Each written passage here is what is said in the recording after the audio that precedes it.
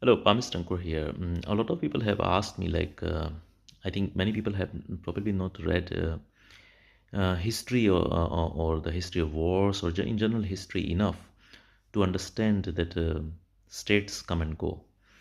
Uh, Probably they are in the security of the post-Westphalian order, post-World War II rather order, in which they think as if the states to which they have sworn allegiance and loyalty to is the nation, but state is not the nation anyway.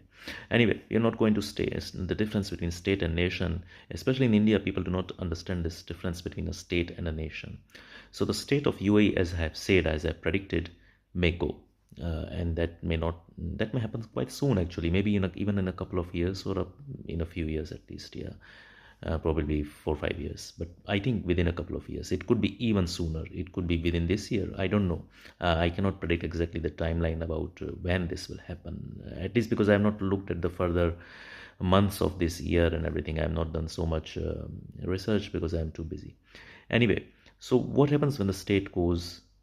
What happens? Well, it's in a flux. Everything is in a flux. So what I think, I have not modeled this astrologically. I just what I model is that the state will not last long. But what I assume, given how Iran is and how everything in the Middle East will be, what I assume would be the case is that it would be basically a case of power grab then.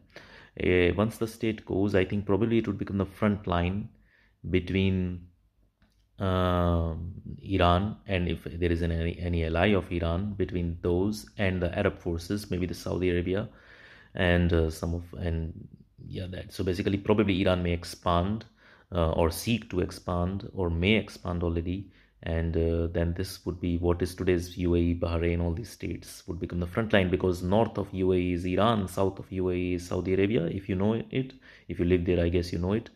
So what I expect is that this area would become a front line, and I have already said in one of my predictions is that I expect in this region, the UAE region, which is today's UAE, and when I say the UAE region, it can also, of course, include the neighboring areas of Saudi Arabia. Bahrain is not far. So all these areas, I expect war to last till around 2096, 97. So rest of this century almost. In this particular region, it may quieten down in some of the other parts of the Middle East, but in this particular region, I think war or warlike conditions. When I say war, it does not mean necessarily every day people are firing rockets at each other.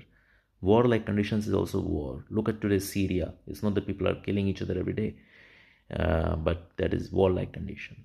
So something like that. Bye-bye.